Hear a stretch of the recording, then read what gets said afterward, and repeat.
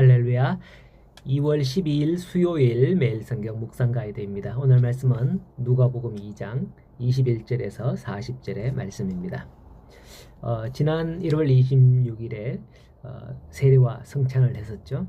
새해가 시작하는 첫 달에 성례식을 거행하는 것도 의미가 있지만은 무엇보다도 세례를 받는 일이 크게 축하해야 할 일이 아닌가라고 생각되네요. 그 중에 어린아이에 대한 유아 세례는 아기가 나면서부터 하나님의 택함을 입은 사람으로 키우겠다라는 부모의 굳은 의지와 믿음이 반영된 것이기에 참으로 하나님께서 귀하게 보시는 줄로 믿습니다. 마찬가지로 오늘 말씀해 보니 아기 예수가 태어나신 지 8일 만에 성전에 올라가 할례를 행하는 이야기가 나옵니다.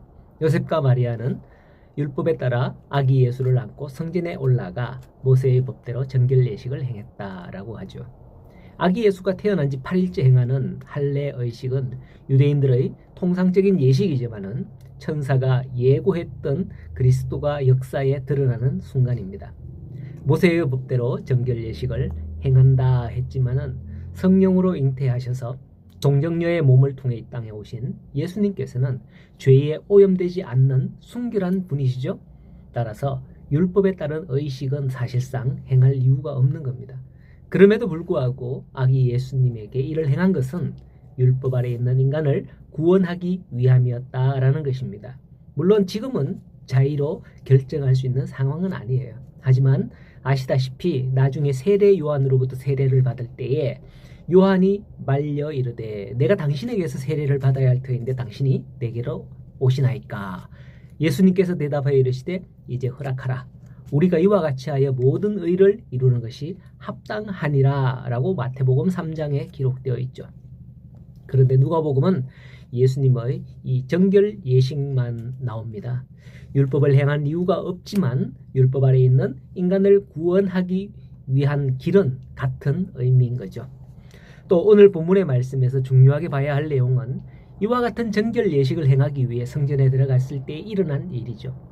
성전에서 두 인물을 만납니다. 시몬과 하나는 또 안나 할머니죠. 시몬은 이름에서 보듯이 남자인 것 같고요. 안나는 확실히 여자 이름이죠. 시몬은 의롭고 경건하여 이스라엘의 위로를 기다리는 자다라고 합니다. 그는 성전에서 늘 기도하는 자로서 성령이 그 위에 임하는 자라는 거예요. 또 성령께서는 네가 그리스도를 보기 전에는 죽지 아니하리라 라는 예언까지 받았던 거죠. 요즘은 안나 같은 분들은 많지만 시몬과 같은 분들은 거의 없어요. 남자를 무시하는 게 아니라 제가 보니 기도하러 수시로 교회에 오거나 철야 기도를 하거나 하는 분들, 거의 여성분들, 권사님들 뭐 이런 분들이 많았다는 것을 보았어요. 그런 면에서 참 이 시몬 같은 분은 참으로 귀한 남성이 아닌가 그렇게 생각이 되어집니다. 시몬이 성령의 감동을 받고 성전에 들어오게 되고 마침 정결 예식을 행하기 위해 온 예수를 만나게 된 겁니다. 드디어 그리스도를 보게 되는 거죠. 그가 그리스도를 보게 된 것은 성령의 감동으로 성전에 들어오게 되었을 때입니다. 그렇습니다. 수많은 사람들이 성전에 들어가고 나갑니다. 당시 성전에는 제사장도 있었습니다. 그러나 어느 누구도 이 아기가 그리스도라는 것을 몰랐죠. 하지만 성령께 이끌림을 받아 성전에 올라온 시몬은 첫눈에 그 아기가 그리스도이다 라는 것을 알아보게 된 겁니다. 즉시로 그는 감격해하며 그 아기를 안고 하나님을 찬송하며 예언하는 겁니다. 저도 그렇지만은 우리는 교회를 올 때 힘든 마음, 냉랭한 마음인 적이 얼마나 많은가요? 과연 성령께서 감동하시고 인도하심을 받아 교회로 올라오는 그런 복된 성도들이 될 수 있기를 축복합니다.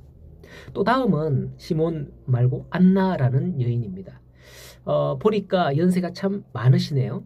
결혼한 지 7년 만에 남편과 사별하고 과부가 된 지 84년 된 할머니입니다.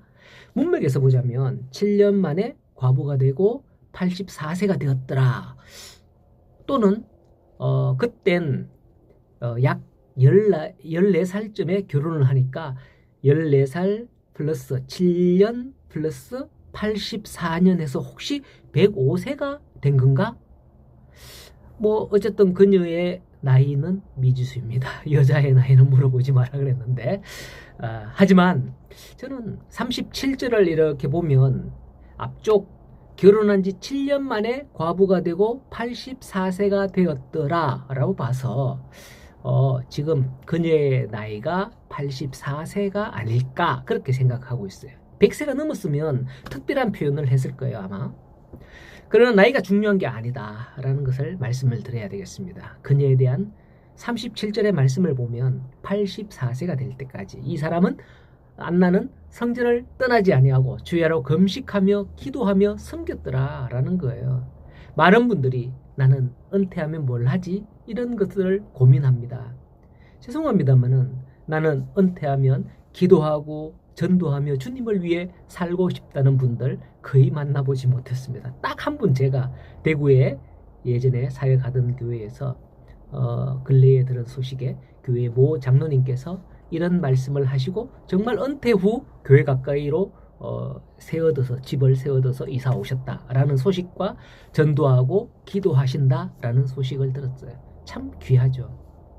우리 중에도 연로한 분들이 많으나 연로하게 되더라도 주를 위해 하실 일들은 많다라는 사실을 아시기 바랍니다. 84세가 된 할머니는 아기 예수를 만났을 때에 예루살렘의 속량을 바라는 모든 사람에게 대하여 이 아기에 대하여 말하였다라고 하는 겁니다. 이 뭡니까? 그리스도를 전하였다라는 거죠. 쉽게 말해서 쉽게 생각하면 전도했다 이런 말이겠죠.